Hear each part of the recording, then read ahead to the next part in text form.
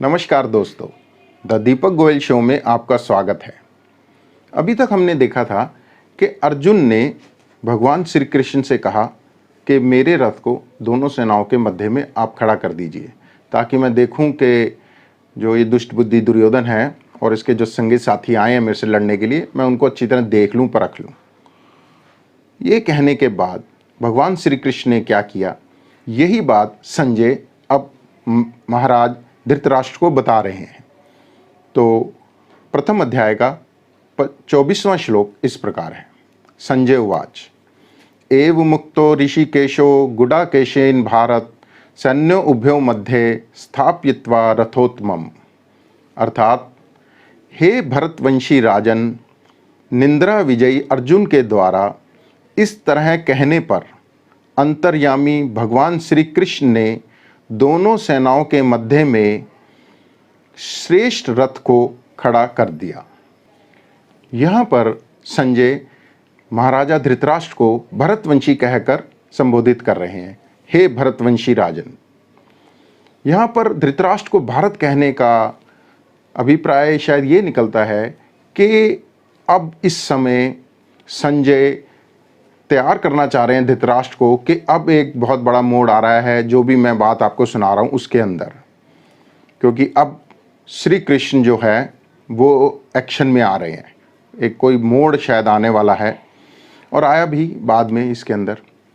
तो उनको शायद मानसिक रूप से तैयार करने के लिए वो उनको महीपति या और किसी नाम से ना पुकार कर और उनको उनके पितरों का या उनके खानदान की याद दिला रहे हैं कि किस खानदान के लोग यहाँ पर खड़े हुए हैं और आप किससे बिलोंग करते हैं।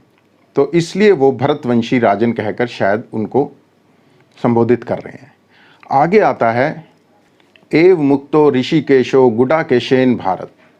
यहाँ पर भगवान श्री कृष्ण को ऋषिकेश कहकर संबोधित किया जा रहा है। ऋषिकेश का मतलब है कि जो अंतर्यामी है, जो मन की सारी बात जानते हैं, या जो हमारी इंद्रियों के स्वामी हैं, जो हमारे मन बुद्धि के प्रेरक हैं, जो हमारी इंद्रियों को निर्देश देते हैं कि अब ये करना है या ये करना है। यहाँ पर भगवान वो खड़े हैं जो हमारी इंद्रियों को निर्देश देते हैं। और उनको निर्देश किसने दिया या उन्होंने किसका निर्देश माना? उन्होंने जो सबको निर्देश देते हैं वो निर्देश मान रहे हैं। किसका? अर्जुन का। और अर्जुन को यहाँ पर क्या कह के पुकारा जा रहा है? गुडाकेशेन। गुडाकेश, गुडाकेश का क्या अर्थ है? गुडाकेश का अर्थ है, दो अर्थ हैं गुडाकेश के, कि जो जिसके घुंघराले बाल हो उसको गुडाकेश कहा जाता है। और अर्जुन के घुंघराले बाल थे, इसलिए अर्जुन को गुडाकेश कहकर संबोधित किया गया। और गुडाकेश का एक मतलब और भी होता है कि गुडा का मतलब होता है नींद, निंद्रा, और ईश का मतलब भगवान या स्वामी। तो जो निंद्रा का स्वामी हो या जिसने निंद्रा को जीत लिया हो उसको भी गुडाकेश कहा जाता है। और अर्जुन ऐसा कहते हैं कि निंद्रा को जीत चुका था। निंद्रा को जीत चुका था का मतलब ये नहीं है कि वो रात को सोता नहीं था। निंद्रा को जीत चुका था का मतलब ये है कि उसने अपने आलस्य पे जीत हासिल कर रखी थी। बचपन से ही अर्जुन बहुत ज़्यादा प्रैक्टिस करता था। प्रैक्टिस वही कर सकता है जिसके अंदर आलस्य ना हो। तो बचपन से ही वो धनुर्विद्या की या जो भी कुछ उसको सिखाया जाता था उसकी बड़ी प्रैक्टिस करता था और दिन और रात करता था। रात में भी कहते हैं वो प्रैक्टिस करता था, इसलिए उसका नाम गुडाकेश पड़ा कि उसने अपने आलस्य पर प्राप्त कर ली थी। आलस नहीं करता था बिल्कुल भी अर्जुन। और अगर आप और थोड़ा सा समझने के प्रयास करें तो शायद निंद्रा का मतलब ये है कि आलस्य पे जीत का मतलब यह है कि जो आदमी अटेंटिव हो, जो फोकस्ड हो। और अर्जुन बहुत अटेंटिव और फोकस जो है वो रहा है। और शायद इसीलिए भगवान ने अर्जुन को चुना है गीता का ज्ञान देने के लिए। तो यहाँ पर अर्जुन की शायद एक बहुत बड़ी क्वालिटी बताई जा रही है कि वो एक अटेंटिव है, अटेंटिव लिसनर कह लो या अटेंटिव पर्सन बोलो, कि जो भी काम करता है फुल अटेंशन से करता है।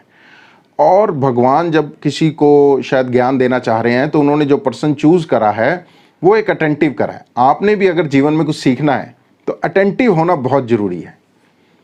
बहुत सारी चीज़ें हैं जो आपको सुनने में बहुत आसान लगेगी, जानने में बहुत आसान लगेंगी। गीता में तो ज़्यादातर चीज़ें ऐसी हैं कि आप सुने एक बार तो आपको लगेगा अरे ये तो बहुत आसान है, लेकिन आप ध्यान करें कि जो गूढ़ विद्या होती है वो सुनने में तो आसान लगती है, समझने में आसान लगती है, लेकिन उसके जो फाइनर पॉइंट्स हैं, जो उसके माइन्यूट पॉइंट्स हैं, उनको या उसकी जो डिटेल्स हैं, माइनर डिटेल्स, उसको समझने के लिए बहुत अटेंशन देने की ज़रूरत होती है।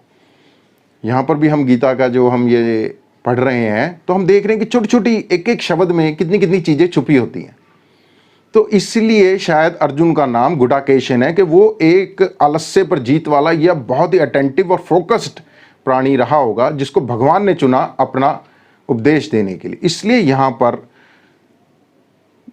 अर्जुन को गुडाकेश कहकर संबोधित किया जा रहा है। और भगवान को अंतर्यामी या इंद्रियों के स्वामी, कि जो सबको हमारी इंद्रियों को निर्देश देते हैं कि क्या करना है, अब किस इंद्रिय ने देखना है, किसने सुनना है, किसने सूंघना है, और वो निर्देश मान रहे हैं किसका?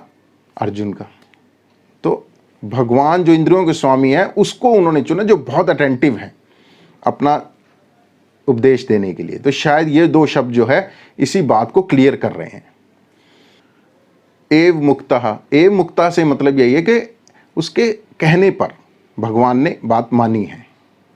और भगवान किसकी बात मानते हैं? जो फोकस्ड होता है, या आप ये समझिए कि जो फोकस्ड होगा वही सीखेगा, और जो जो करेगा उसमें उसको सफलता प्राप्त होगी, भगवान उसका साथ देंगे। आगे आता है, सैन्यो उभयो मध्य स्थापयित्वा रथोत्तमम, उस श्रेष्ठ रथ को दोनों सेनाओं के मध्य में भगवान ने खड़ा कर दिया। अर्जुन की बात मान ली और दोनों सेनाओं के मध्य में उस श्रेष्ठ रथ को भगवान ने खड़ा कर दिया। अब कहाँ खड़ा किया? और भगवान जो कि अंतर्यामी हैं उनको पता चल रहा है कि अर्जुन के मन में क्या चल रहा है। अर्जुन जो थोड़ी देर पहले तक बिल्कुल अपने मूल स्वभाव के अनुसार कार्य कर रहा था, शायद उसके अंदर जो है उद्विग्नता आनी शुरू हो गई थी जब उसने दुष्ट बुद्धि दुर्योधन का पद प्रयोग करा था। तो भगवान को समझ में आ रहा है कि इसके मन में क्या हलचल चल रही है, इसलिए यहाँ पर ऋषिकेश कहा गया है। और भगवान उस रथ को दोनों सेनाओं के मध्य में कहाँ पर खड़ा करेंगे, ये बड़ा इंपॉर्टेंट है, जो कि अगले श्लोक में आप देखेंगे कि अंतर्यामी भगवान ने उसके मन को समझते हुए उस अटेंटिव पर्सन को किसके आगे ले जाकर रथ को ले जाकर किसके आगे खड़ा किया, ये हम अगले श्लोक में जानेंगे। धन्यवाद।